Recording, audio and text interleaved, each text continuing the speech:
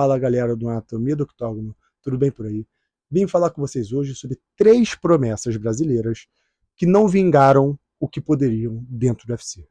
Deixa aqui seus comentários, o que vocês acham, se inscrevam no canal e vamos para o nosso próximo debate MMA. Os 3 que eu vou falar aqui são 3 lutadores brasileiros que poderiam muito bem, na minha opinião, terem se tornado os campeões da organização. Tecnicamente, na minha opinião, eles eram muito acima da média, mas acabaram não conseguindo por diversos motivos. Alguns foram motivos técnicos, outros porque bateram no teto, outro porque tiveram problemas pessoais, mas não estou entrando nesse mérito, estou tentando entrar no mérito puramente esportivo e vamos debater um pouco sobre isso. Espero que, para quem não conhece esses lutadores, procurem no YouTube. O UFC Fight Pass não vai ter mais, né? Mas procurem as lutas desses 3 lutadores que vocês vão gostar. Era entretenimento puro e tecnicamente eram muito acima da média. O primeiro que eu vou falar é Thomas Almeida. Fenômeno da shootbox Diego Lima, lutador muito acima da média, tecnicamente falando, em pé. É um lutador que chegou no UFC invicto. Ele tinha um boxe muito bom, chutava muito bem e conseguiu subir diversos degraus no UFC, nocauteando vários oponentes, como Brad Pickett, assim, que era um lutador duríssimo. Lutas muito interessantes por nocaute, guerras, palcos grandes, eventos grandes de pay-per-view, até que botaram ele para enfrentar Cody Garbrandt num Fight Night, no main event de um Fight Night. E o Cody Garbrandt, naquela época, também era invicto, era um prospecto que muitas pessoas estavam querendo ver, e os dois meio que estavam disputando ali quem seria o próximo a disputar o cinturão da categoria, né? Cody Garbrandt enfrentou Thomas Almeida numa luta cheia de expectativa do público brasileiro, do público americano. Eram 2 prospectos, 2 promessas que poderiam se tornar realidade. E essa era a impressão que eu tinha na época. Quem vencesse aquela luta se tornaria realidade dentro da organização. E foi isso que aconteceu.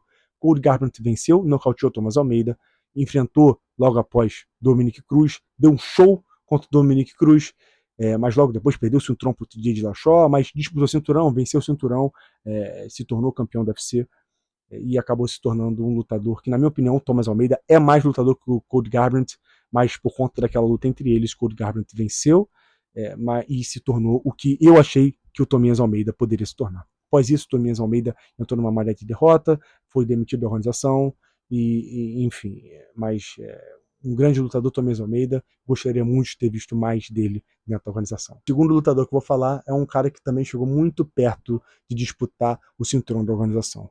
Muitos falam que ele bateu no teto técnico.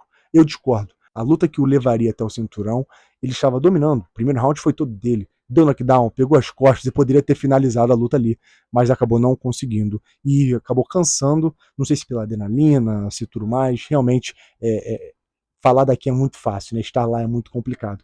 Mas falo de Erick Silva, que enfrentou Matt Brown em maio de 2014. Se ele tivesse vencido aquela luta, a organização poderia catapultá-lo para uma disputa de cinturão, porque naquela ocasião o Georges St-Pierre já estava aposentado, né? Ele se aposentou em 2013 após vencer também Johnny Hendricks e só voltou em 2017. Naquela ocasião, Johnny Hendricks era o campeão da organização e ficou parado até dezembro. Ele ganhou do Rob Lawler e só voltou a lutar em dezembro também contra o Rob Lawler e perdeu na revanche. Acho que o Erick Silva, na época, tinha uma expectativa muito grande em cima dele, lutador que jogava de destro, de canhoto, batia muito forte, tecnicamente muito bom em pé, tinha um jiu-jitsu também muito bom, primoroso. Era um cara que treinava com o Rogério Camões na X-Gym, treinava com o José Destaque, Ronaldo Jacaré, treinava com o Anderson. Muitos tratavam o Erick Silva como um cara que poderia ser o sucessor do Anderson Silva no MMA brasileiro.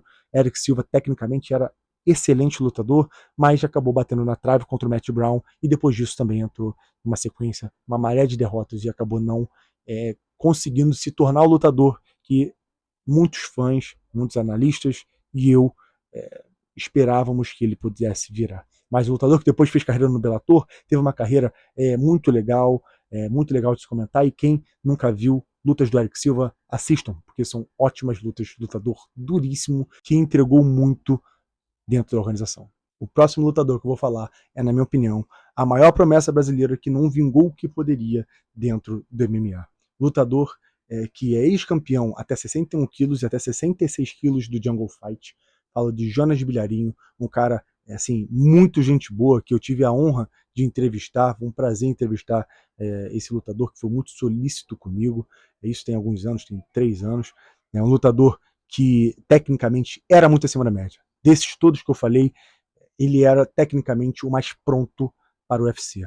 Ele chegou a lutar no Dana White Contender Series, nocauteou com um chute rodado, mas o Dana White acabou não contratando ele, para mim, de uma forma que não teve explicação. Acho que ele só não foi com a cara do Jonas ali. Jonas depois lutou no Bellator e tudo mais, mas o Jonas, a primeira luta que eu vi do Jonas foi contra Mário Israel, um lutador que era duríssimo do Jungle Fight, campeão do Jungle Fight, cotado para ir para o UFC.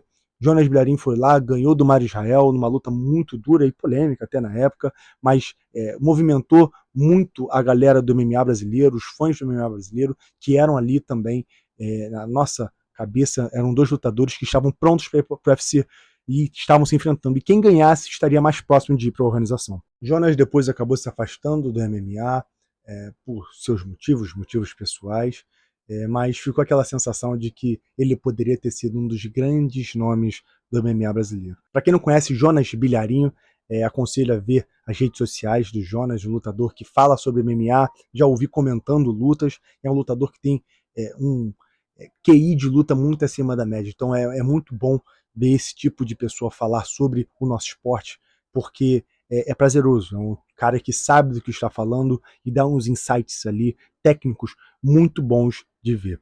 Jonas Bilharinho foi o cara que José Aldo ligou para imitar Conor McGregor durante os treinos, para simular o jogo do irlandês, quando o brasileiro iria enfrentar o irlandês. Então, assim, realmente o Jonas tinha um jogo parecido com o Conor em algumas coisas, é um lutador muito bom em pé, tecnicamente acima da média, canhoto. Para quem não conhece, aconselho a ver. Então, fica aí a dica. Galera, muito obrigado por ter assistido até aqui. Se inscreva no canal, deixe suas opiniões nos comentários e até o nosso próximo Debate MMA. Os!